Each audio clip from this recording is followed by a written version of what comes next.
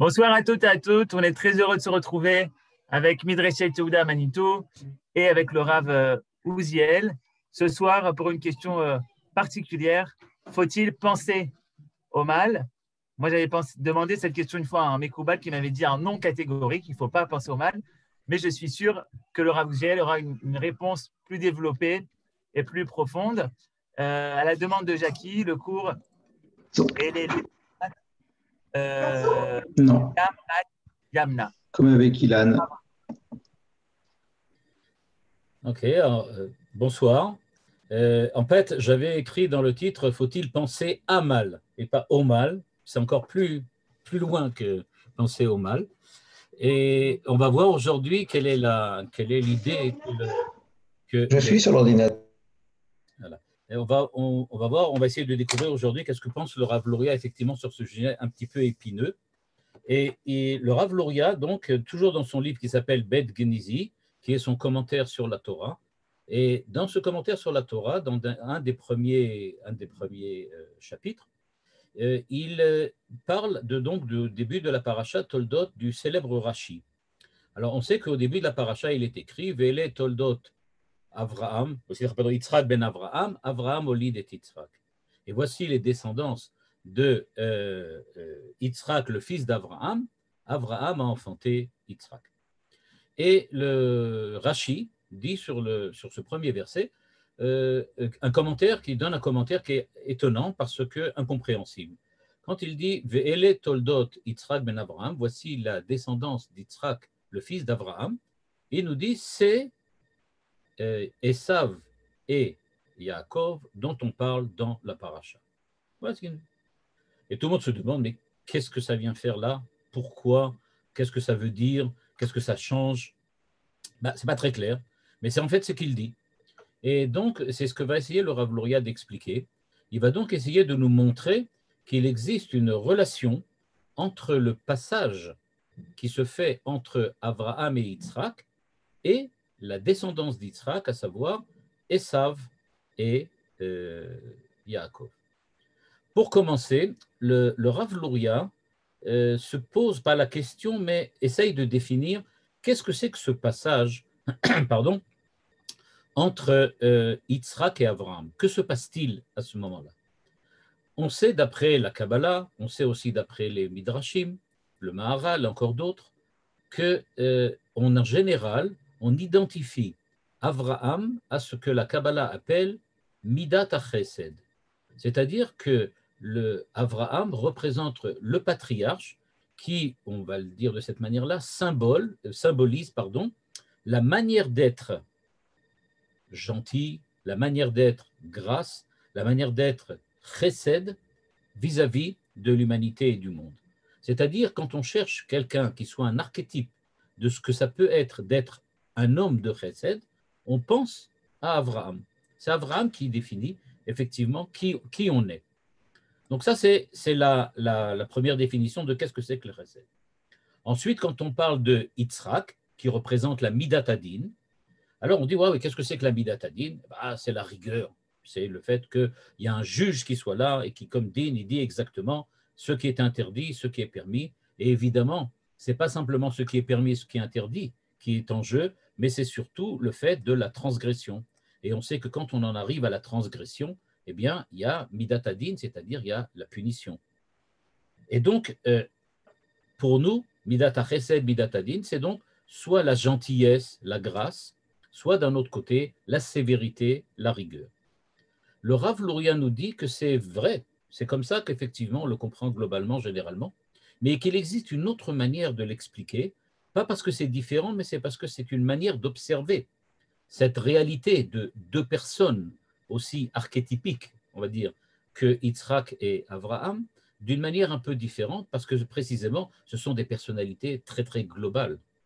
Et il nous dit que Midat HaChesed, c'est-à-dire ce que représente Avraham, c'est la manière dont on est capable de pouvoir provoquer que des bienfaits soient apportés à Israël. Midat HaChesed, ce n'est pas simplement la façon dont nous percevons le monde, nous dit le Rav Luria, C'est-à-dire, je regarde le monde avec bienveillance, je regarde le monde avec gentillesse. Il dit, c'est pas seulement ça. Il y a aussi une influence réelle, tangible, sur le monde tel qu'il est. Et quand on dit que Abraham est Midat HaChesed, c'est-à-dire qu'il était capable d'apporter le bien autour de lui, le bien à Israël, le bien à l'humanité. Donc, on parle ici de quelqu'un qui, non seulement, lui, personnellement, a une vision bienveillante par rapport au monde, par rapport à l'histoire, par rapport à l'homme, mais on parle de quelqu'un qui a une influence en bien. Donc, Midat HaChesed ici, il faut le voir comme l'influence positive, dit le Rav Luria. Quand on fait le passage entre Abraham et Yitzhak, on n'est pas en train de parler de la manière dont on observe et on regarde le monde, mais on est en train de parler de ce qu'on fait pour le monde, sur le monde, notre influence envers le monde. Et donc, dans cette première idée-là, on voit apparaître donc Abraham est celui qui apporte des bienfaits, celui qui apporte de la positivité, celui qui regarde le monde de manière bienveillante, mais surtout celui qui est capable de provoquer on va dire comme ça, une recrudescence de bien-être, de bonté à l'intérieur du monde. Il est capable de provoquer une transformation bénéfique dans le monde. Il est capable d'amener le bien dans le monde, ce que le Rav Luria appelle Ashpa'a Tova le Israël Mishoresh Atov. C'est-à-dire, il est capable, lui, personnellement, de se brancher, de se connecter avec ce que le Rav Luria appelle Shoresh Atov, la racine du bien. On va dire ça d'une manière un petit peu différente. Il est capable, parce qu'il regarde le monde avec bienveillance, d'y trouver des choses positives et de pouvoir les mettre en exergue, de pouvoir les montrer, de pouvoir on va dire comme ça, les indiquer, les souligner pour que tout le monde voie leur présence et que tout le monde puisse en bénéficier. Ça, c'est Abraham. Et donc, la Midatadin de Yitzhak, qu'est-ce que c'est? Nous dit le Rav Luria, alors si on fait le parallèle avec Abraham, alors ça ne sera pas du tout la Midatadin dans le sens la rigueur, le din et la punition qui viennent après. Et non, ce n'est pas de ça dont on parle. Il s'agit de savoir comment on essaye d'apporter le bien dans le monde. En fait, Abraham et Yitzhak, tous les deux, sont deux manières de représenter, on va dire comme ça, deux manières qui se représentent le monde, mais agissent sur le monde. On sort un petit peu du registre habituel, qui était plutôt un registre dans lequel on observe le monde et on regarde le monde avec dans un certain aspect ou dans une certaine façon. Et dit le Rav Luria, il faut sortir un petit peu de là. Avraham, Yitzhak, c'était des gens qui étaient actifs. Ils ont fait quelque chose. Nous, quand on les appelle Midat Adin, Midat HaChesed, Midat HaGvura, etc., on a l'impression que c'est simplement des gens qui représentent quelque chose. Mais il ne s'agit pas de représenter, il s'agit de faire, il s'agit d'agir, il s'agit de transformer. Avraham et Yitzhak ont transformé véritablement le monde. Ils l'ont transformé. Comment l'a transformé Avraham? Eh bien, en apportant précisément ce qu'il appelle une influence bénéfique. Il a apporté le bien dans le monde. Comment? Par sa bienveillance, par le fait qu'il était capable d'amener une positivité, un optimisme, une joie de vivre, etc., au monde et à l'humanité. Et alors Yitzhak, Midat HaGvura, c'est pas la rigueur, c'est la puissance, la force. De la même manière que le din est puissant, puisqu'il définit exactement ce que doivent être les choses, quand je définis avec rigueur quelque chose, la rigueur, c'est pas simplement, on va dire comme ça, la sévérité du juge, mais c'est aussi la rigueur de l'ingénieur ou la rigueur de la démonstration mathématique. C'est-à-dire le fait que toutes les choses soient exactement à la place qui leur reviennent. Et agir avec rigueur, c'est aussi agir comme il se doit, comme il faut, selon les règles, de telle façon que tout soit véritablement à sa place. Et donc la Midat HaGvura, nous dit le Rav Luria, consiste chez Yitzhak à, on va dire comme ça, surmonter le mal présent dans le monde. Surmonter le mal. Il ne s'agit pas d'apporter du bien comme chez Abraham, mais il s'agit d'être capable d'avoir la puissance, l'efficacité de pouvoir effectivement éradiquer le mal autour de soi, autour des autres et peut-être autour du monde globalement. Mais donc, il s'agit bien ici d'une véritable lutte contre l'impureté, lutte contre la méchanceté, lutte contre le mal. Et donc, quand on regarde cela, on voit brusquement apparaître que chesed et din, qu'on a l'habitude toujours d'attribuer à la rigueur d'un côté et la gentillesse de l'autre, nous dit le Rav Luria, c'est pas ça ici. Quand on parle du passage entre Abraham et Yitzhak, on ne passe pas de la gentillesse à la rigueur. On est en train de passer d'une première méthode qui consiste à augmenter les aspects positifs dans le monde à une seconde méthode qui est de submerger le mal présent dans le monde. Et donc, ce sont deux ordres d'action, on va dire comme ça, deux éthiques complètement différentes. L'éthique d'Abraham, la morale d'Abraham, c'est une morale qui essaye d'augmenter les aspects positifs du monde. L'éthique et la morale de Yitzhak, c'est d'essayer d'éradiquer la présence du mal, d'éradiquer le mal. Et donc, quand on est là, on a donc bien deux, on va dire comme ça, deux époques, deux véritables époques.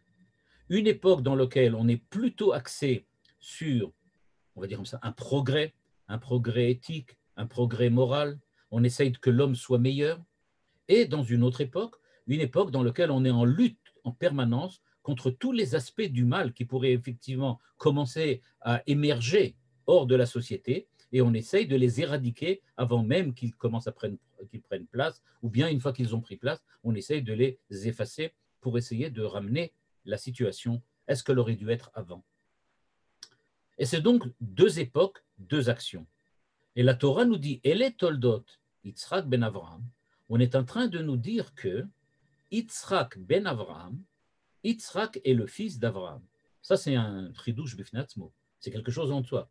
Comment se fait-il que l'éradiction du mal soit l'enfant, la suite, on va dire comme ça, la suite de celui qui apporte du bien?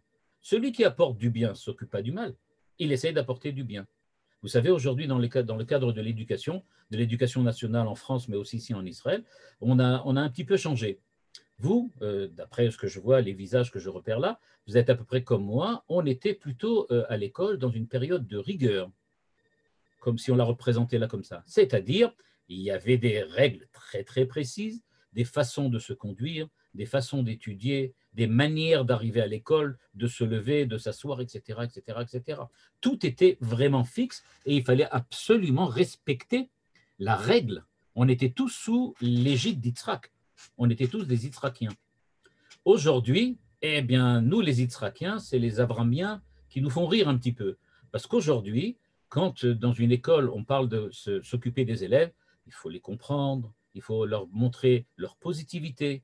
Quand un élève se trompe, c'est pas grave, montrez-lui ce qu'il a fait de bien, n'insistez pas sur ce qu'il a fait de mal, n'insistez pas sur le fait qu'il est un petit peu décalé par rapport à la classe, insistez sur le fait qu'il est justement, dans certains aspects de sa personnalité, exactement comme il faut par rapport à la classe, etc., etc., etc. Ce sont deux époques, et les deux époques, on les voit vraiment aujourd'hui. Aujourd'hui, on est véritablement des Abrahamiens, vraiment. Tout le monde dans l'école, dans l'éducation nationale, on est avramite. On essaye de montrer, d'aider les enfants à, on va dire comme ça, à développer leur positivité, de montrer que le monde est positif, alors qu'à notre époque, à nous, quand on était enfant, c'était beaucoup plus axé sur, évidemment, la rigueur, c'est-à-dire fais ce que tu dois être, et surtout, pas de mal, pas de présence de mal. Est-ce que ça va ensemble ou pas? Le Rav Luria nous dit, c'est écrit dans le verset, Avraham, Olid et Yitzhak. Vraiment, c'est vrai. De Avraham, il est né Yitzhak. Et on ne comprend pas. Comment peut naître la rigueur de la gentillesse? Quand on est gentil, on n'insiste pas sur les aspects négatifs. On n'insiste pas sur le mal. On n'essaie pas d'éradiquer le mal. On essaie au contraire de montrer qu'on a du bien. Parce qu'il dit que la finalité, en fin de compte, de l'éradiction du mal, c'est de pouvoir ensuite montrer la positivité. Faut-il penser à mal? J'avais écrit dans le titre. Eh bien oui, il faut penser à mal. Ah oui, vraiment. Parce que si tu ne penses pas à mal, il y a peu de chances, dit le Rav Luria, que tu arrives à développer du bien. Parce que tu es obligé d'enlever une certaine couche de négativité pour laisser la place ensuite à une certaine positivité. Tu as le devoir d'enlever cette négativité, d'enlever ce mal, parce que tant que le mal est là, les aspects positifs que tu essayes de mettre en exergue risquent d'être utilisés à des fins négatives. À savoir, on va prendre un exemple. Je prends un élève et je trouve que cet élève, il n'est pas vraiment, du point de vue de sa conduite, positif. Il est plutôt franchement négatif. Il gêne le cours, il ne travaille pas, etc. Alors, qu'est-ce qu'on fait aujourd'hui dans la pédagogie moderne? On lui dit, tu sais, tu pourrais t'occuper, par exemple, du sport dans la classe et d'organiser je sais pas quoi, moi, des concours de sport. Et donc, il va prendre ça, il va avoir de l'importance dans la classe, c'est lui qui va s'occuper du sport de la classe, etc., etc. Et au bout d'un moment, il va retrouver sa place à l'intérieur de la classe et malgré les aspects négatifs de sa conduite, en fait, il a aussi des côtés positifs qui font que les autres l'aiment bien quand même et qu'en fin de compte, il trouve sa place à l'intérieur de la classe. Ce que nous dit le Rav Luria, il dit c'est à double tranchant. Parce que maintenant qu'il a une position forte, si jamais les aspects négatifs de sa conduite reprennent le dessus de manière, on va dire comme ça, beaucoup plus prépondérante, à ce moment-là, ça va lui donner encore beaucoup plus d'influence et beaucoup plus de force, parce que précisément, il est devenu, d'une certaine manière, un petit peu le dirigeant, le dominant, la dmout dominante, là c'est le personnage dominant de la classe. Et donc c'est vrai que tu l'as renforcé, mais tu risques par ailleurs qu'il utilise cette positivité à des fins qui ne sont pas celles que tu voudrais bien, parce que lui, il est encore bien empreint d'une conduite négative qu'il n'a pas encore vraiment éradiquée et qu'il n'a pas non plus réussi à subjuguer. Et donc, nous dit le Rav Luria, il faut savoir que quand le mal, il nous dit « gover baolam », quand le mal est présent, quand le mal est fort dans le monde, c'est extrêmement difficile d'essayer d'amener des aspects positifs, de mettre en exergue la positivité, parce qu'à ce moment-là, ça risque de déraper. Et donc, nous dit le Rav Luria, d'un point de vue de la providence divine, même Dieu lui-même hésite beaucoup. Quand, par exemple, admettons, sous l'influence d'Abraham, on essaye de créer, je ne sais pas moi, un mouvement de prière ou un mouvement d'étude, etc. Mais si les gens, les hommes, ont des aspects négatifs beaucoup trop forts, alors peut-être que cette étude, cette prière, ça va en fait déraper sur quelque chose qui n'aurait pas dû avoir. Et en fin de compte, on va risquer d'avoir quelque chose de négatif. Et il nous dit que même dans un état pareil, même Dieu hésite beaucoup. Et c'est pour ça que quelquefois, Dieu refuse d'une certaine façon, de donner la possibilité d'améliorer d'un point de vue positif la situation du peuple juif, la situation d'Israël à une certaine époque. Pourquoi? Parce que les valeurs, on va dire comme ça, négatives, ou la négativité qui était présente à l'époque est trop influente et trop prépondérante. Il faut attendre que les choses se tassent pour que ça devienne vraiment positif. C'est ce qu'il appelle, il dit de cette manière-là, il dit Kolzman, à chaque, on va dire, tant que En reuyim beshlemut mitzad ma'aseem lizkot bedin. C'est-à-dire, tant que les hommes ne sont pas dignes, ne méritent pas encore, par leur perfection, de recevoir ce que Dieu leur donne gratuitement, mais avec, on va dire comme ça, mérite. Tant qu'on n'a pas le mérite de recevoir ce qu'on veut demande de recevoir, alors quelquefois Dieu ne le donne pas. Même si peut-être il pourrait nous le donner, mais il ne préfère pas. Et donc le verset nous dit la chose suivante. Le passage entre Abraham et Yitzhak, le passage entre cette positivité et cette lutte contre la négativité, le passage se fait par qui? Et les Toldot Yitzhak ben Abraham, Rashi nous dit, et Sav et Yaakov dont on parle dans la paracha. Et Sav et Yaakov dont on parle dans la paracha, ça va être en fait les archétypes de ceux qui vont essayer de faire la jonction entre les deux et de faire la jonction entre d'une part le désir d'augmenter les aspects positifs, le désir d'augmenter le bien et le bon dans le monde, face à ceux qui disent d'abord éradiquons le mal, ensuite on parlera du bien. Et donc il nous dit c'est eux qui avaient cette fonction-là. C'est à eux qu'est revenue cette fonction. Et donc le verset devient quelque chose de lumineux. On est en train de nous dire, au début de la paracha de Toldot, et je rappelle, puisqu'on est à la Midrashet Yehuda, l'enseignement de Manitou, qui dit que Toldot, Toladot, les engendrements chez Manitou, c'était le terme qu'il utilisait, en français pour traduire Toladot, il voulait dire les engendrements, c'est comment fait-on pour passer d'une époque à une autre, d'une action, d'un type d'action, d'une manière d'être, d'une manière d'agir à une autre, à un autre. Et comment fait-on? Eh bien, il nous dit, c'est ce que nous dit le verset. Abraham, Olidet Yitzhak. Ça a commencé par là. Mais en fait, Rashi nous dit, il faut savoir que ceux qui ont véritablement réalisé cette liaison entre les deux, c'est Esav et Yaakov. Ok. Et alors, qu'est-ce qui se passe? Nous dit le Rav Luria, eh bien, il va falloir qu'on commence à regarder la paracha, mais surtout la Torah, globalement, tout le livre de Bereshit, d'une manière complètement différente. À savoir, puisqu'il s'agit de deux manières de lutter, soit lutter contre le mal, soit essayer de faire du bien, et qu'on sait qu'on ne peut pas apporter du bien si on n'a pas en minimum éradiqué le mal, alors comment fait-on pour agir? Mais il nous dit que précisément c'est là qu'on voit intervenir Yaakov et Esav. Pourquoi? Si on regarde bien, dit le Rav Luria, on peut remonter jusqu'à Adam Arishon. Quand on est arrivé chez Adam Arishon, à la faute d'Adam Arishon, on va retrouver, nous dit le Rav Luria, le même, on va dire comme ça, le même doute, le même problème, la même problématique. Adam Arishon s'est posé aussi la même problématique. Le serpent est venu voir Sarah et lui a dit, tu sais que si vous allez manger de l'arbre de la connaissance, alors à ce moment-là, Atem tiyu yodé tov vara. C'est-à-dire que la problématique qui se posait à l'époque, c'était justement celle-là. Que fait-on? Est-ce qu'on doit lutter contre le mal ou bien il suffit d'apporter le bien? Ce qu'a choisi Chava, c'est de dire, eh bien, on peut essayer directement, on va essayer directement de faire le bien directement. Et pourquoi? Parce qu'il est possible d'enlever complètement le mal. Nous avons la force d'enlever le mal. L'idée qui se cache derrière tout cela, nous dit le Rav Luria, c'est l'idée que quelquefois, on va trop vite. On se dit, ça y est, on a guéri le mal.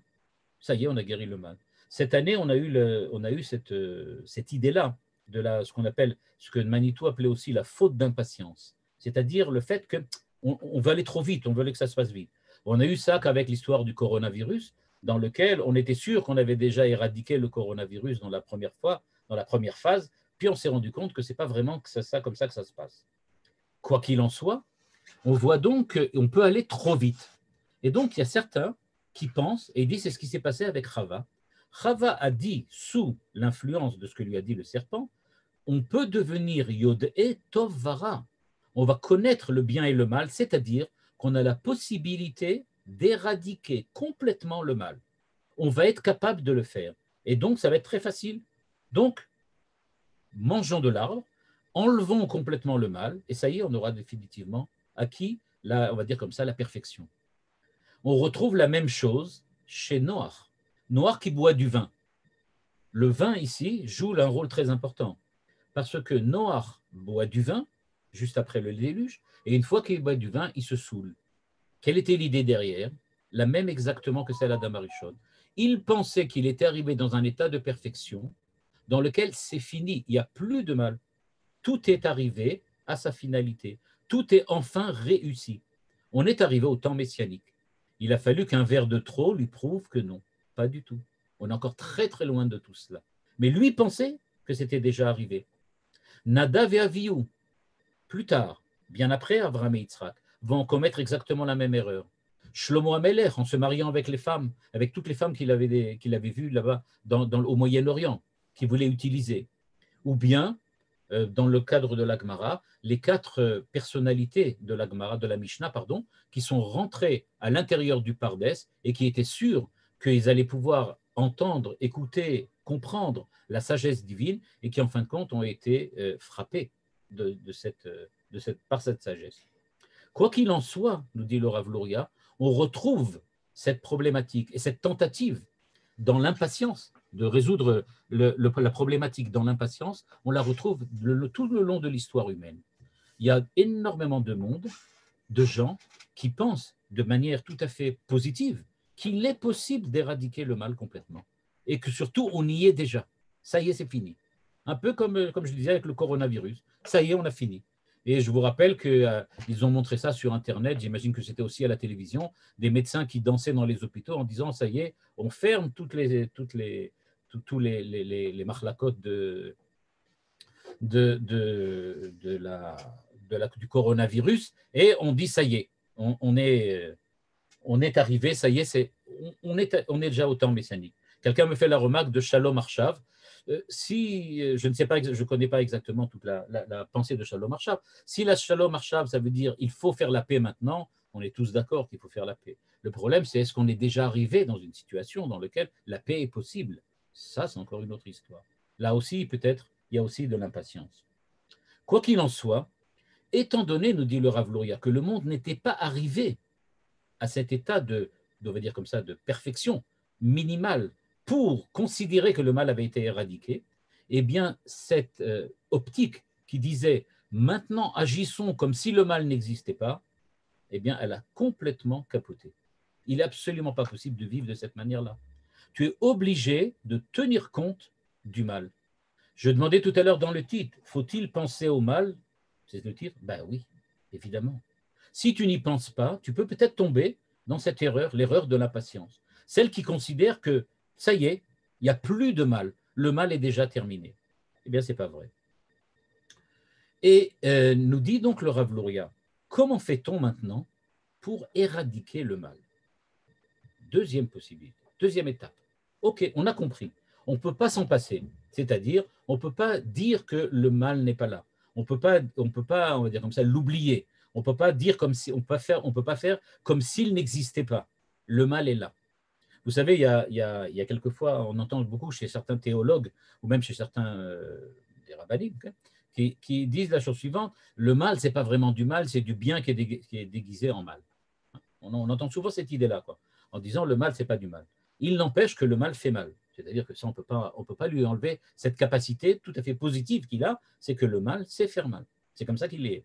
Et donc, quand on dit que le mal, c'est du bien déguisé, il n'empêche que le déguisement, il est mal. Et mal ou pas mal, c'est un déguisement, mais il est mal. Et le rabbi de Lubavitch disait très souvent, quand on parlait du fait qu'il y a du mal et qu'il fallait résoudre les problèmes, les problèmes moraux et éthiques qui sont dans la société, il disait souvent, nous, ce qu'on veut, ce n'est pas du bien déguisé en mal. Nous, ce qu'on veut, c'est du bien qui soit du bien. Et puis c'est tout. Et le mal, on préfère ne pas en avoir. Mais ici, c'est un peu la même chose. Et donc, comment fait-on? Nous dit le Rav Luria, il y a une possibilité. La première possibilité, c'est de savoir prendre tout ce qui est, on va dire comme ça, la matérialité du monde, en admettant que le mal vienne du point de vue du matériel, j'expliquerai pourquoi par la suite, et on s'en éloigne. On s'en éloigne. Je vais vous montrer le texte parce que c'est un texte important et parce que je sais que ce texte, il va sûrement provoquer un certain nombre de réactions et donc ça sera important de le voir. Voilà, je vous le montre. Et voilà, dans ce texte, donc, qu'est-ce que le Rav Luria dit? Je suis ici à la ligne 12, à la ligne 12 du texte, j'espère que vous le voyez bien. Et il nous dit ici, pardon, la ligne 13, Aechad, la première possibilité, Al-Yedeh, chez Adam, mit ale mikol inyane achomer. Nous nous élevons, nous nous éloignons de tout ce qui est la matérialité.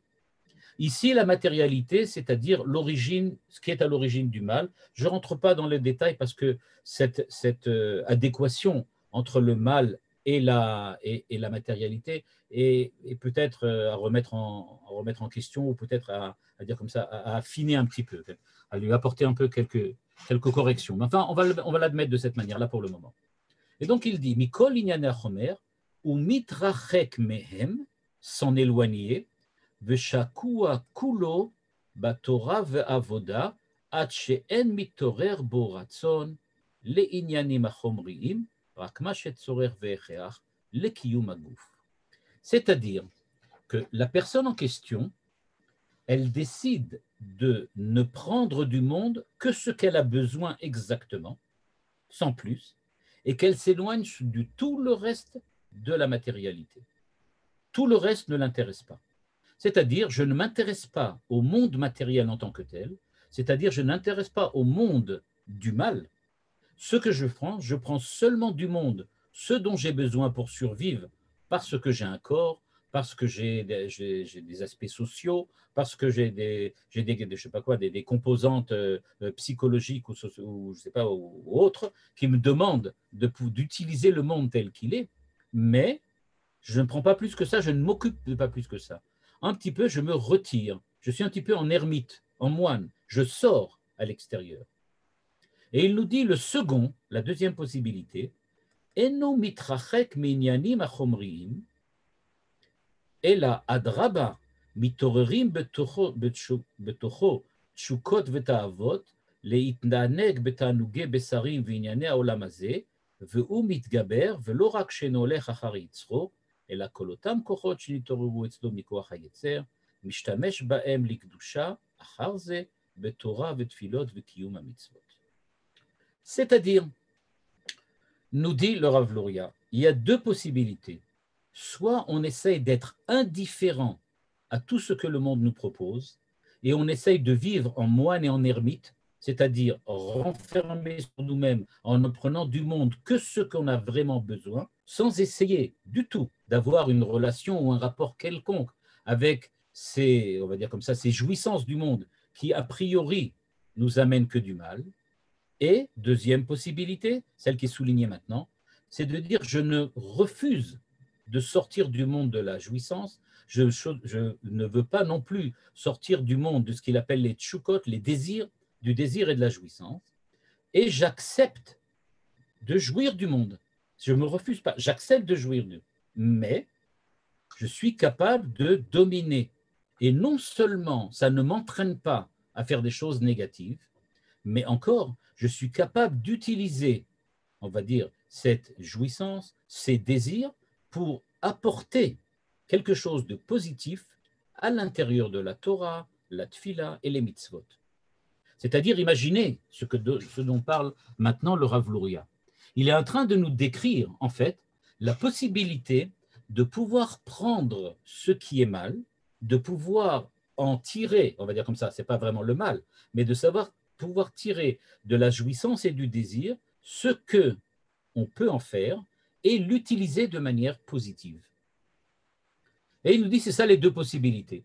Soit tu refuses de jouir du monde, soit tu acceptes. Mais évidemment, la deuxième possibilité, elle demande beaucoup plus de travail, puisqu'elle demande d'accepter le désir, d'accepter les jouissances, mais de savoir les utiliser à bénéfice, en bien. Évidemment, ça pose des gros problèmes, mais c'est la deuxième possibilité. Et donc, nous dit le Rav Luria, dans ce qui est maintenant écrit en bleu, juste ce petit passage, on va encore lire, et il nous dit quelle est la différence entre les deux. Parce que, a priori, si maintenant moi je vous demande qu'est-ce que vous préférez, bah, tout le monde dit, tu sais quoi, je préfère ne pas rentrer dans les problèmes. Hein. Alors, si je peux vivre tranquillement chez moi, aller de ma maison jusqu'au Beit HaKnesset et du Beit HaKnesset à la maison et étudier chez moi, je n'ai pas le problème, je n'ai pas besoin d'aller dehors et essayer de me rencontrer avec des problèmes. Je préfère rester chez moi bien fermé, bien enfermé. Le Rav Luria nous dit, regardez la différence entre les deux. Il nous dit, dans la première méthode, ligne 18, où Yoter Batuar Shadam Lo Yipol Mimeno, c'est clair que dans la première méthode qui est, on va dire comme ça, la méthode monastique, celle qui veut se fermer, okay, celle qui veut se fermer comme un moine et qui dit, moi je refuse de jouir du monde, je ne prends que le minimum obligatoire pour survivre, il dit, c'est vrai que tu ne risques pas de tomber, tu ne risques pas de faire une avéra, tu ne risques pas on va dire comme ça, de faire du mal. Aval me'idar, il le dit clairement maintenant, l'one ekrou shorche ara mimenu. Mais par ailleurs, tu n'as pas enlevé la racine du mal, on va dire comme ça, de toi. Pourquoi? Kevan de me'olam lo nifgash imahem kedele okram mina shoresh. Parce que tu ne les as jamais rencontrés pour véritablement les dominer et les enlever. C'est-à-dire, nous dit le Rav Luria d'une manière qui est extrêmement sulfureuse.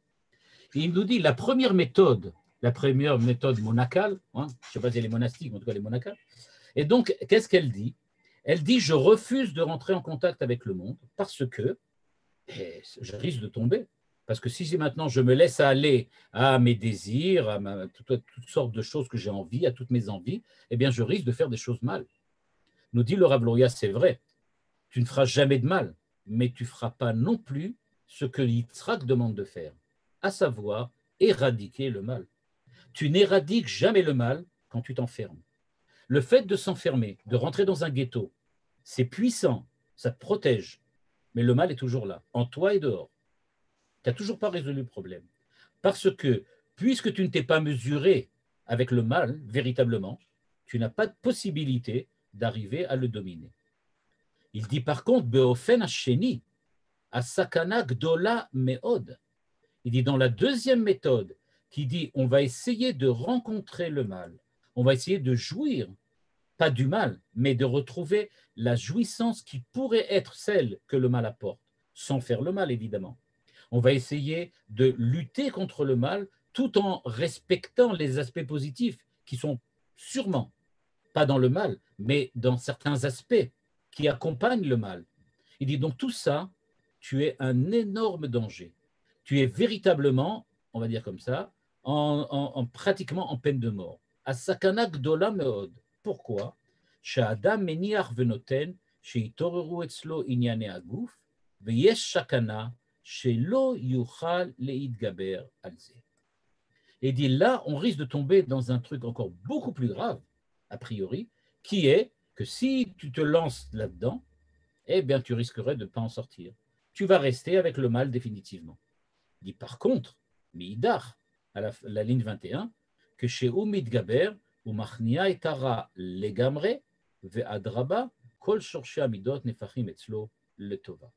Et donc il dit par contre, si effectivement tu arrives à dominer le mal, tu arrives à dominer pas le mal en tant que mal, on va dire comme ça, mais tu arrives à retirer, enlever le poison du mal, alors effectivement le mal ne sera plus mal et il restera que la positivité qu'il y avait, pas dans le mal, mais dans ce qui accompagne le mal, ce qui le suit, ce qui est avec lui.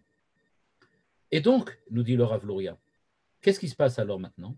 Il dit précisément, on arrive là, à l'endroit où se trouvait, on va dire comme ça, le conflit intérieur avec lequel s'est trouvé Adam Arishon au moment où il a mangé l'arbre de la connaissance. C'était exactement cela son problème. Il avait devant lui deux possibilités. On va dire il est arrivé à un croisement. Il pouvait aller à gauche ou à droite. À gauche, il pouvait essayer de surmonter le mal en acceptant la lutte, en acceptant de le rencontrer, en acceptant de prendre le danger de ce que le mal pouvait lui apporter. Et d'un autre côté, il pouvait dire non, je me renferme sur moi-même et j'essaie d'avancer sans regarder ce qui se passe autour. Moi, je continue mon chemin sans regarder. Et donc, nous dit le Rav Luria, c'est presque on va dire d'une certaine manière, c'est presque un projet impossible. Comment peut-on arriver à s'en sortir? Comment peut-on arriver à dominer? Comment peut-on faire pour à la fois essayer de dominer sans perdre et ou bien d'un autre côté, passer à côté? En fait, nous dit le Rav Luria, pour le moment, à l'endroit où on est maintenant, et il n'y a pas de réponse, il n'y a pas de solution. On ne peut pas, parce qu'on est pris en fait dans un, on va dire comme ça, on est pris dans une tenaille dans laquelle on ne peut pas sortir. On ne peut pas ne pas lutter contre le mal, mais on ne peut pas non plus lutter contre le mal. Alors, où est-ce qu'on va? Qu'est-ce qu'on peut faire? On est donc bloqué. Et en fait, quand la Torah nous dit Avram olid et Yitzhak, maintenant on comprend mieux ce que ça veut dire. Esav et Yaakov se sont trouvés face à, on va dire comme ça, au croisement sur lequel se tenait, quelques centaines d'années auparavant, Adam Arishon. Eux aussi se sont trouvés maintenant avec la possibilité devant eux, de devoir choisir. Qu'est-ce qu'on fait? Est-ce qu'on va tout droit? Est-ce qu'on passe à côté du mal? Ou bien on va rentrer dans le mal, mais à ce moment-là, on risque d'être avalé et d'être véritablement englouti dans le mal. Alors qu'est-ce qu'on fait? Le Rav Luria nous dit, il faut penser à mal, il n'y a pas le choix. On va devoir maintenant essayer de trouver une solution. Ce que nous dit le Rav Luria, c'est que en fait, la naissance de Esav vient précisément nous montrer ce qui s'est passé. Je voudrais juste peut-être pas vous faire une grande révélation, parce que ce n'est pas une grande, mais c'est quand même une petite révélation. Le Rav Luria nous dit qu'il faut quand même faire attention. Quand on parle de la lutte entre Yitzhak et Ishmaël, il faut se rappeler que Ishmaël n'est pas né de Sarah, il est né d'une autre femme. Il avait un père identique à celui d'Yitzhak, Abraham, mais sa mère n'est pas Sarah. Sa mère est Hagar. C'est quelqu'un de différent. C'est donc, d'un certain point de vue, que Abraham a peut-être enfanté Ishmaël, mais pas Sarah. Donc, il n'est pas vraiment un fils du couple Abraham-Sarah, et donc on peut comprendre qu'il est quelque chose de négatif, qui représente quelque chose de mal, comme on en avait parlé la semaine dernière. Donc, on peut comprendre quelle est la négativité qui se trouve chez Ishmaël. Mais nous dit le Rav Luria, là, il y a un autre problème. Rivka, c'est une sadéquette, c'est quelqu'un qui est une femme de très grande valeur. La même chose Yitzhak. Comment se fait-il qu'elle donne naissance à Esav si Esav n'est pas quelqu'un de positif lui aussi? Ben oui, c'est quelqu'un de positif. C'est nécessairement quelqu'un de positif. Rappelons-nous qu'il a quand même le petit défaut, entre guillemets, d'être le frère jumeau de Yitzhak, d'un certain point. Donc, on ne peut quand même pas dire qu'il est complètement différent de Yitzhak. C'est vrai qu'on nous dit qu'il avait, dans le Midrash nous dit qu'à chaque fois qu'on passait devant la Avodah Zarah, il voulait sortir du ventre de Yitzhak, de Rivka, et quand c'était les trucs, c'était Yaakov qui voulait sortir. Il n'en demeure pas moins que même pour un bébé qui est dans le ventre de sa mère, il a quand même des grandes possibilités intellectuelles et métaphysiques, puisqu'il savait repérer qu'est-ce que c'est la Avodah Zarah, c'est déjà pas mal. Et donc, il avait déjà quelque chose. Et donc, qui c'était ce Esav-là? Eh bien, il nous dit, en fait, ce que pensait Yitzhak, c'est que Esav va être celui qui est capable de rentrer dans le mal, de se mesurer au mal et de le surmonter. C'est ça le rôle de Esav. Esav, ce n'est pas du tout quelqu'un de négatif dans sa nature, c'est quelqu'un de négatif, on va dire comme ça, dans son évolution. Sa nature était celle de quelqu'un qui était, d'un certain point de vue, peut-être plus élevé, on va dire comme ça, que Yitzhak, que Yaakov.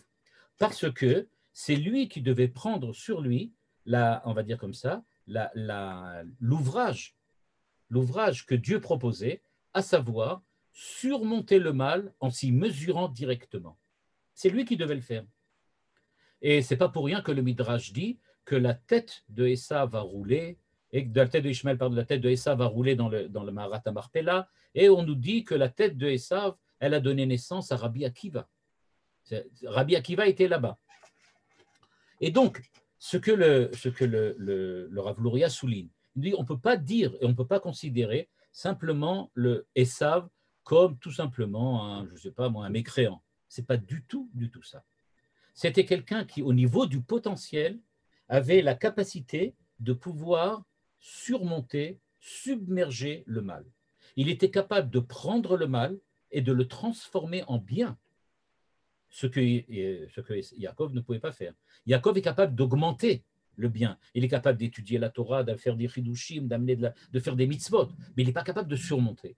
Pour pouvoir surmonter le mal, véritablement, et faire la liaison entre les deux capacités, eh bien, il fallait, on va dire comme ça, un partenariat, une association entre Esav et Yaakov. Et c'était ça, tout le but de la naissance de Esav et Yaakov. C'est pour ça que quand on a dit, et alors, qui sont les enfants de Yitzhak, le fils d'Abraham? Eh bien, c'est justement Esav et Yaakov qui, chacun d'entre eux, a pris un des aspects, on va dire comme ça, de l'œuvre que Dieu attend que l'homme fasse, à savoir à la fois submerger le mal, deuxièmement, surmonter le mal, et deuxièmement, renforcer le bien, parce que précisément le mal n'est plus là et qu'il y a la place maintenant pour apporter le bien. C'est pour cela, nous dit le Rashi, que c'est Yaakov et Esav Amurim Baparacha. C'est eux qui font, on va dire comme ça, la continuité, peut-être jusqu'à perpétuité, du travail, de l'ouvrage, de l'œuvre de Abraham et de Yitzhak. Et donc, c'était ça ce qu'on attendait. Et donc, depuis le début depuis sa naissance, Esav, il est celui qui va lutter. Il est Adom, comme David Ameler. David Amelech, le Mashiach, lui aussi est Adom. Il a aussi cet aspect Esav, c'est-à-dire qu'il est capable de lutter. Il est capable de se mesurer au mal, de lutter et de pouvoir évidemment le conquérir, on va dire d'une certaine façon.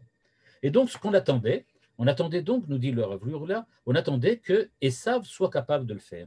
Et puisque le rôle de Esav dans l'histoire humaine, ça a été de pouvoir surmonter le mal, mais en s'y mesurant véritablement, c'est-à-dire en étant vraiment proche de lui, c'est donc qu'il avait la capacité de pouvoir l'éradiquer complètement, absolument, nous dit le Rav Lurla. Et donc, c'est quelque chose de complètement différent que Ishmaël. Ishmaël, c'est juste le contraire de Yitzhak. Là, Esav n'est pas le contraire de Yaakov, il est le complément de Yaakov. Parce que sans Esav, Yaakov ne peut rien faire. Et donc, c'est pour cela, nous dit le Rav Luria, que Esav est né de Rivka, positivement, et il n'est pas né d'une autre femme différente.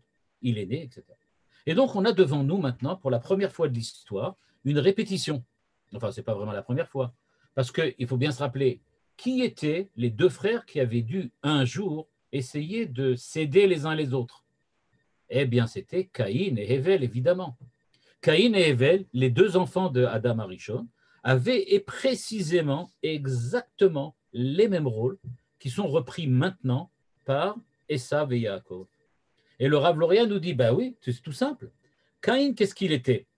Il était Oved Adama, le Ovda ou le Shomra. Il travaillait la terre, c'est-à-dire, il était celui qui s'occupait de la terre, du terre à terre, on va dire comme ça. Il s'occupait du terre à terre. Il s'occupait des choses qui étaient véritablement proches de la terre, proches du matériel. Il était vraiment lié avec la nature, lié avec le monde de la nature. Il dépendait du climat, il dépendait de la bonne volonté, entre guillemets, de la terre, de faire pousser, etc.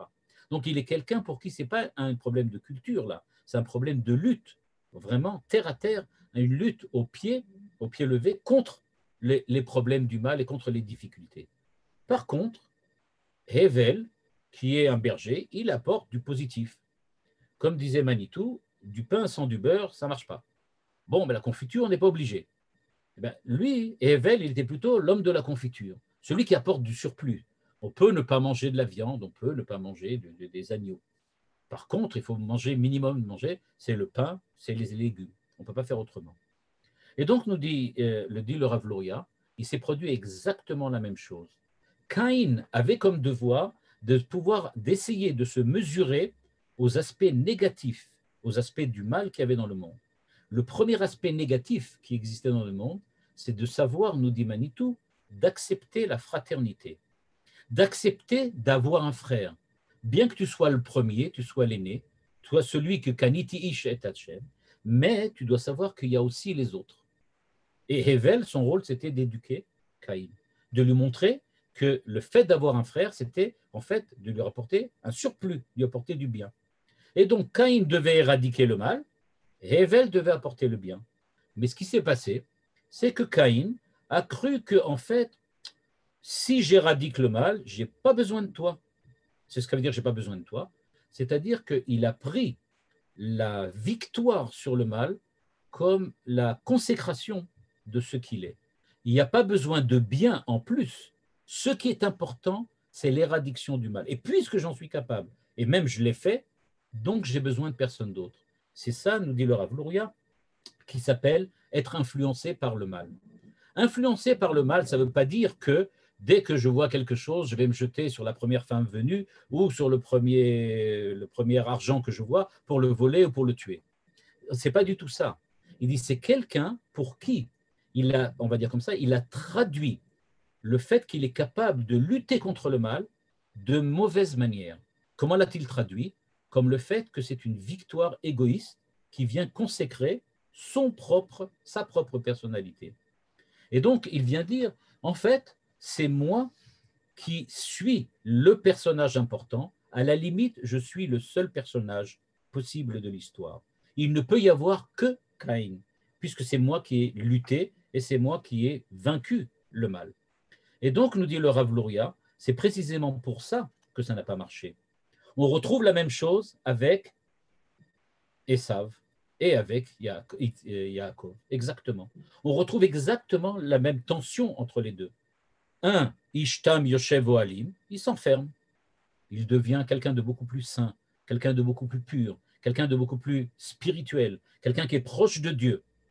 Mais il est coupé du monde. Il n'a véritablement, aucune expérience comment lutter contre le mal.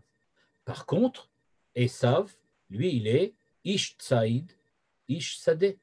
Il est l'homme de la chasse, c'est-à-dire celui qui conquiert, celui qui va à la conquête du monde, celui qui sait retirer ce qui est positif.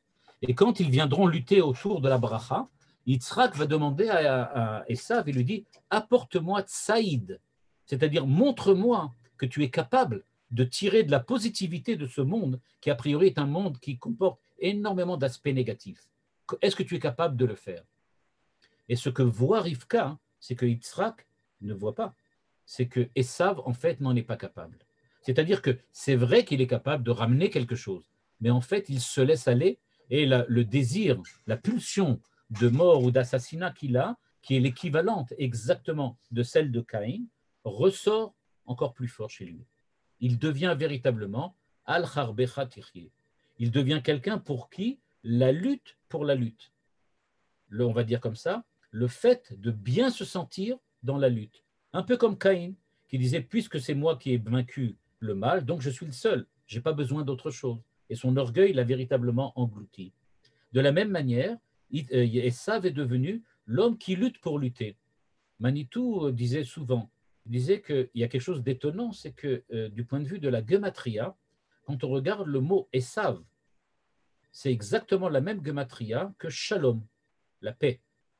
Et donc, dit Manitou, c'est incompréhensible. Esav est celui qui doit vivre sur son épée. Comment peut-il être l'apôtre de la paix? C'est absolument impossible. Et il répond non, ce n'est pas l'apôtre de la paix, c'est celui qui est en paix avec son épée. Celui qui est en paix, qui vit bien, qui vit normalement, quand il est dans un monde dans lequel on se bat, on tue et on vainc les autres. Il dit c'est ça son monde à lui. Il est dans le monde de la lutte. Il est dans le monde du combat. Et donc, quand il est dans un combat, quand il y a des conflits, alors il se sent bien. Enfin, il se sent chez lui. Il est chez lui chaque fois qu'il doit combattre. C'est ça son problème, mais c'est ça aussi sa grande capacité et sa grande potentialité. C'est qu'il est capable, effectivement, de faire ça. Et donc, nous dit le Rav Luria, ce qui s'est passé, c'est que, en fait, maintenant, au début de cette paracha, Yitzhak voulait en fait bénir vraiment Esav, parce qu'il pensait qu'Esav avait cette capacité-là, qu'il avait cette possibilité-là. Et donc, qu'est-ce qu'il a fait? Il lui a dit, va lutter contre le mal, montre-moi que tu es capable de faire sortir du bien et de me ramener quelque chose, Saïd Bepiv, que tu peux me ramener quelque chose de positif de cette négativité tant haïe par tout le monde. Et donc, il dit, grâce à ça, on pourra l'élever ensuite vers la Kedusha. Rivka, évidemment, avait bien compris que ce qui s'est passé, c'est que Esav est maintenant englouti dans le mal, englouti dans précisément ce mal qu'il devait, en fait, lui submerger, mais il s'est fait submerger par eux. Et un petit peu comme dans le jeu de Go, dans lequel très souvent, on croit qu'on encercle l'ennemi dans le jeu, mais en fait, c'est lui qui nous encercle. Il dit un petit peu, c'est un peu ça. La stratégie de Esav, c'était je vais réussir à conquérir le monde, et en fait, c'est le monde qui a réussi à le vaincre. Et donc, ce que voit Rivka, c'est qu'il est absolument impossible de passer par Esav. Et ce qu'elle va faire, c'est qu'elle va envoyer Yaakov chez Lavan. C'est-à-dire, en gros, elle va dire à Yaakov la chose suivante. Tu es un bon juif, tu es même un juif exceptionnel. Tu es un Bachor Yeshiva d'une capacité exceptionnelle. Tu es peut-être ce qu'il y a de plus grand qui a été fait jusqu'à maintenant. Mais tu es absolument incapable de te diriger dans le monde. Pourquoi? Jusqu'à présent, tu ne t'es pas encore véritablement mesuré avec le mal, avec la jouissance qu'apporte le mal et avec le désir du mal qui est présent en l'homme. Il dit là, je vais t'envoyer chez quelqu'un qui est un spécialiste. Lui, c'est le spécialiste du mal raffiné. Il est véritablement, on va dire comme ça, le Gaon du mal. Et elle l'envoie chez son frère Lavan. Elle lui dit, voilà, là-bas, tu vas apprendre qu'est-ce que ça veut dire. Et là-bas, au bout de 14 ans, il va commencer à, comme on dit chez nous, ça va lui monter un petit peu, il va commencer à comprendre qu'est-ce que ça veut dire le mal. comment c'est et comment on fait pour réagir. Et quand il revient après, effectivement, il est déjà complètement différent. Il sait déjà que pour lutter contre Esav, il faut envoyer des cadeaux, il faut se préparer à la guerre, il faut prier, etc. Il a déjà compris qu'il faut savoir jouer sur tous les tableaux. Quoi qu'il en soit, réponse à la question, faut-il penser au mal? Le Rav Loria nous dit, il n'y a pas vraiment le choix. Ce que Rivka voulait, c'est que Yitzhak voulait, c'est que Esav le fasse. Mais il n'a pas été capable. Et aujourd'hui, nous dit le Rav Loria, Rivka a choisi pour nous, et elle a dit à Yaakov que c'est lui maintenant, c'est-à-dire nous, qui devrons prendre aussi le rôle de Esav, et nous aussi, on va devoir un jour se mesurer au mal, même si on n'a pas trop envie et qu'on sait les dangers que ça peut apporter. Et donc, en attendant de pouvoir véritablement s'y mesurer, il faut évidemment se renforcer, être prêt, etc. Comme Yaakov, qui a étudié tout le long de sa première vie, on va dire comme ça, avant de partir chez Lavan, mais après qu'on soit resté à la maison, il faut ensuite aller chez Lavan. Je vais juste terminer en rapportant une petite histoire que j'avais entendue, enfin que j'ai connue. C'est que le Rav Tzvi Yehuda Kook, quand il vivait, Zichrono Livracha, il y avait un élève qui était resté très longtemps à la yeshiva, et il est venu le voir une fois, cet élève, voir le Rav Tzvi Yehuda pour lui demander une question. Et quand le Rav Tzvi Yehuda l'a vu, il ne l'a pas laissé parler, il lui a dit « Quoi, tu es encore là, toi ?» C'est tout. Et il a refusé de lui parler. C'est-à-dire qu'il lui a dit en fait « Ok, ça fait comme Yaakov, ça fait 20 ans que tu es là, ça fait 10 ans, 15 ans que tu es à la yeshiva, qu'est-ce que tu fais encore là? Sors dehors maintenant et commence à te mesurer au monde et et les dangers qu'il y a dans le monde, mais a-t-on vraiment le choix? Voilà. Maintenant, si vous avez des questions. Saraba, merci beaucoup. Vous pouvez, dans 5 secondes, voilà, vous pouvez ouvrir les micros. C'est toujours plus sympa, les questions à l'oral. Il y a eu beaucoup de questions par écrit, quelques réflexions par écrit, mais c'est le moment d'ouvrir vos micros pour partager avec nous. Bonsoir. Bonsoir. Oui, allô. Bonsoir, monsieur. Je peux vous poser une question? Ah oui, absolument, oui. Si vous ne le faites pas, il y en a d'autres qui attendent. Là. Ok, parfait. Oui. Je suis Jean Albert Zout. À plusieurs reprises, vous avez parlé, je ne sais pas si c'est au nom de Rav Luria ou vous-même, d'éradiquer le mal. Oui. Si j'ai bien compris. Ou alors, par contre, mais ce que je ne comprends pas, c'est que le mal est consubstantiel au bien. Depuis le début, le monde a été créé avec l'arbre du bien et du mal. Ensuite, à aucun moment on nous dit qu'il faut ne pas, comment dirais-je, il ne faut pas rejeter le mal, puisqu'on nous dit sourd, mira, bon, il y a assez tov, donc écarte-toi, il n'y a pas une obligation.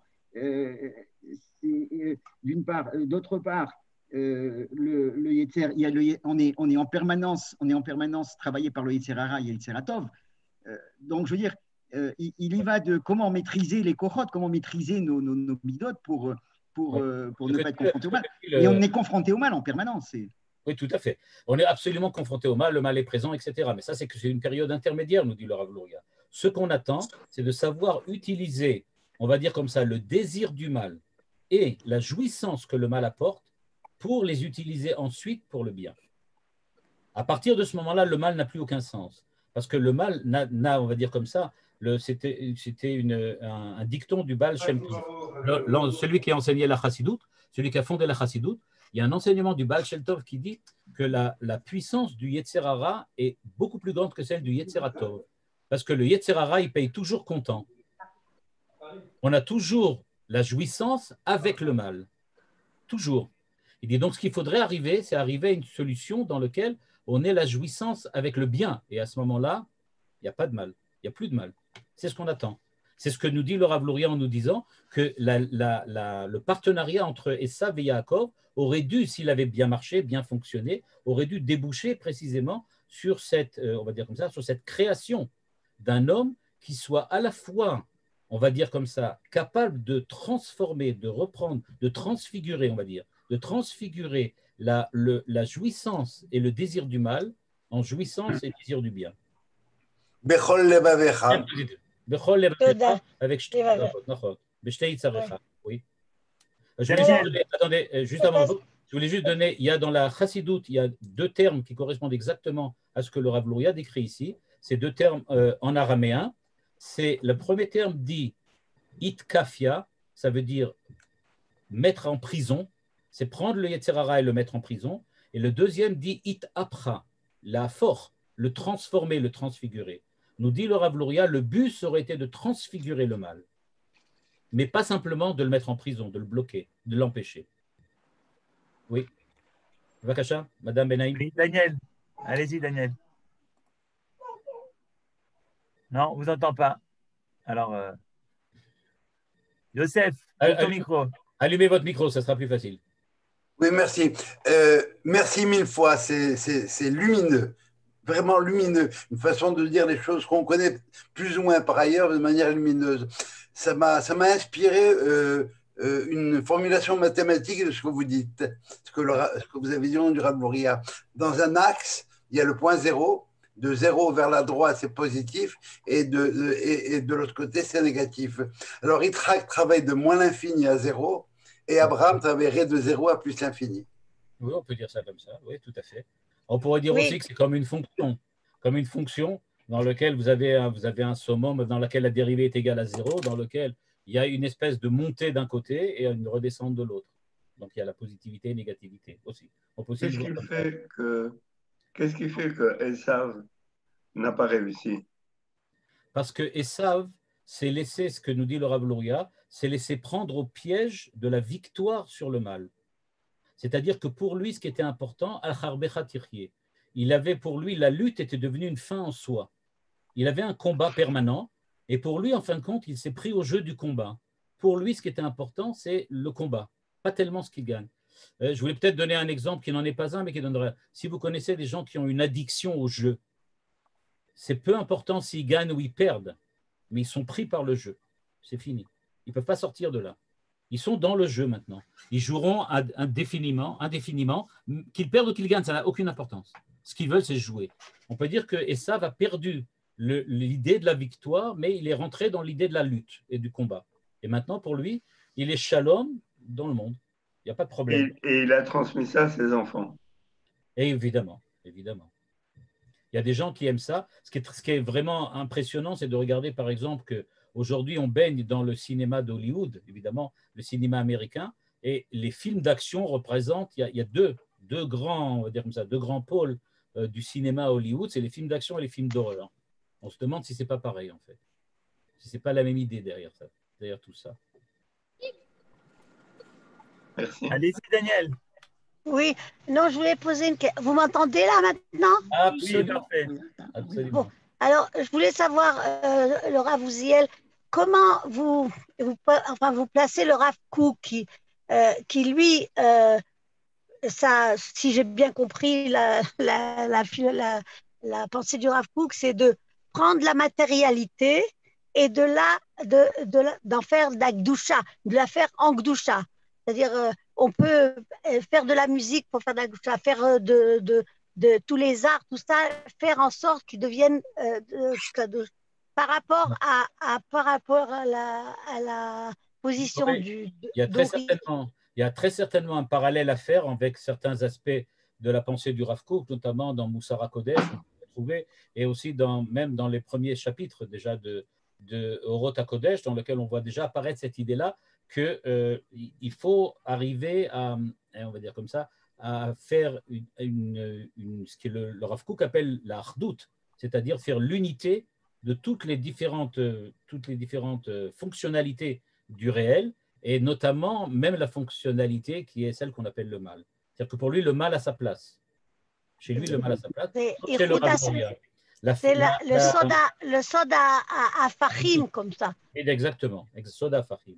Et ce qui a peut-être la spécificité du Rav Luria, c'est de dire qu'en fait, nous sommes les héritiers de Yaakov, c'est-à-dire que nous avons aussi aujourd'hui le devoir de nous occuper de l'aspect négatif de la réalité et du monde, mais il nous dit clairement, mollo mollo. On ne dit pas de courir tout de suite, ce n'est pas ça du tout le but. Il faut faire comme Yaakov, c'est-à-dire qu'il faut passer une longue période de classe militaire et après on peut y arriver. Une autre question, si Adam Harishon, il n'a pas pu faire ce travail de faire Adam et Chava, en fait, c'est les deux, alors je pense que c'est une mission bilti efcharit, c'est impossible. Alors, Rabbi de Lubavitch disait toujours que Dieu ne donne jamais une mission à remplir qu'on n'est pas capable de remplir. Alors, Adam Arishon aurait pu la faire, il ne l'a pas fait. Ça ne veut pas dire que nous, on ne peut pas. Est-ce que les Baalei Teshuvah ont réussi le fait de prendre la positivité du mal pour revenir dans le bien? Oui, il en parle aussi. Quand il parle, là je ne vais pas rentrer parce que ça nous amènerait beaucoup trop loin, il a un deuxième volet auquel j'ai hésité, je ne savais pas si j'allais parler de ça ou de ce que j'ai parlé aujourd'hui. Il parle d'une deuxième possibilité, c'est comment se fait-il que la prière de Rivka, d'après Rashi, n'ait pas été acceptée comme celle de Yitzhak? Parce que le Rashi dit que Akadosh Baruch Hu a écouté sa prière au masculin et pas au féminin, pour bien dire que tous les deux ont prié, Yitzhak et Rivka, mais en fait Dieu a écouté la prière de Yitzhak et pas de Rivka. Il dit, Rachid dit, parce qu'on ne ressemble pas à la prière d'un tzaddik, fils de tzaddik, que d'un tzaddik, fils de Racha. Et précisément là-dessus, le Rav Luria dit, mais oui, mais le Baal Tshuva est beaucoup plus important que la personne. Et bon, mais il développe ça sur deux textes différents, très intéressants eux aussi. Bon, mais ça, j'en ai pas, ça fait partie là-bas du texte.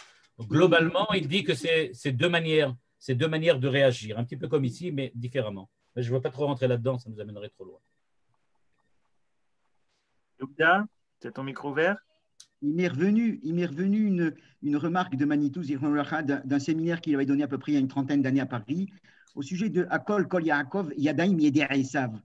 Et il avait dit que normalement l'union aurait dû marcher si elle avait abouti. Akol Kol, bien entendu, comme tout le monde sait, comme le Midrash le dit, etc. C'est Kol, c'est la tfila. Et Yadaim Yedei Esav, c'est l'économie de la vie. Et l'association de Kol de Yaakov et l'économie par le travail de Esav, c'est ce qui devrait aboutir normalement dans la direction du monde. Tout à fait. J'avais une fois donné un séminaire sur un enseignement du Admor Haemtsaï qui dit exactement la même idée. Je vous dis juste la conclusion parce que c'est un très long passage de son commentaire chassidique sur la Torah, dans lequel l'Admor Haemtsaï, qui était le fils du fondateur de la dynastie Lubavitch, et qui avait écrit en gros qu'aujourd'hui, pas dire le summum de spiritualité, mais la réalisation spirituelle la plus importante des nations, c'est de créer la paix entre les nations, et notamment ce qu'on appelle ici la Société des Nations, l'ONU, etc. Et il le cite, bien que ça n'existait pas à son époque. Ça n'était pas encore existé. Mais il le voyait déjà comme ça, en disant qu'eux, ils doivent absolument créer un monde de paix, c'est-à-dire un monde où l'homme peut ensuite évoluer d'un point de vue positif. Et en fait, il dit que peut-être que les nations, en tout cas d'après le Admor Haemtsaï, c'est aux nations que revient maintenant le rôle de réaliser ce que Esav avait raté. Si on se place au plan de la société israélienne, est-ce qu'on ne peut pas dire que les Haredim sont du côté d'Abraham, les non-religieux plutôt du côté de la matérialité, et puis le rôle de la Tzionut Hadatit serait d'essayer de réunir les deux? S'il n'y avait pas un accent, j'aurais dit comme ça, s'il n'y avait pas je ne sais pas comment répondre à cette question. Je vais répondre comme ça. S'il n'y avait pas quand même un côté dans lequel on s'enorgueillit un petit peu en disant nous on est les bons, eux ils sont ratés, eux ils sont pourris. Non, mais c'est pas ça quoi. Je pense que ce qu'il faut dire ici, c'est que c'est présent chez tout le monde. Je suis sûr que les Haredim sont tout à fait conscients qu'il faut absolument éradiquer le mal, mais ils disent on peut pas. Tout simplement, ils disent on ne peut pas actuellement. On est dans une situation dans laquelle le mal, la jouissance du mal, le désir et tout ce qu'on voit est beaucoup trop fort pour qu'on arrive à le surmonter et on essaie de se refermer. Mais ça ne veut pas dire qu'ils refusent la lutte globalement. Ils la refusent pour le moment. Je pense que c'est temporaire. Ils veulent aussi. Et nous, chez nous, il y en a peut-être qui vont un peu trop vite aussi. Non, mais il y a aussi on a des dérives. Et on a des dérives de l'autre côté. Les sionistes religieux aussi, ils s'enferment dans des ghettos. Alors. Ça aussi, ça existe. Tout à fait. Mais comme dit une dame là, effectivement, ça nous rend réellement responsables. Il n'y a pas le choix. Il n'y a pas la réalité de la responsabilité, elle est précisément dans le moral, même si c'est difficile. Pour revenir vers la conférence, Comment tu reviens là? Ici, comment tu reviens? Ok. Non, je ne sais pas, il y avait un bruit. Quelqu'un? Vous voulez? Dernière question. Toda Rabba, juste une anecdote, Rav. Quelqu'un est venu une fois, à l'inverse de l'histoire que je vous avais racontée, dans lequel quelqu'un était venu et lui a dit pourquoi tu es encore là, sors dehors. Il y avait quelqu'un d'autre qui est venu en lui demandant l'autorisation de sortir. Il lui a dit voilà, j'ai étudié 5-6 ans, maintenant je veux aller faire propager la Torah, etc. Et il lui a répondu quand tu prends un verre d'eau et que tu le verses dans l'évier, eh bien, il y a de l'eau dans l'évier, mais le verre est vide. Dis-toi, tu es comme un verre maintenant. Si tu prends ce que tu as en toi et que tu le verses dehors, toi, tu seras vide. Il faut que tu arrives au point dans lequel le robinet est ouvert dans le verre et que ça déborde et que ça sorte en bas. À ce moment-là, ça fonctionne. À ce moment-là, toi, tu as de l'eau et l'évier aussi, il y a de l'eau. Donc, il dit, il faut que tu sois rempli de Torah. Comme vous disiez, le four, ça doit sortir de toi tout le temps. À ce moment-là, ça fonctionnera. Et donc, il l'a renvoyé. Toda Rabba, merci beaucoup. Toda Rabba à tous. Tol Touv. On se retrouve donc Shabbat Shalom. Demain, cours de Paracha. Tol Touv.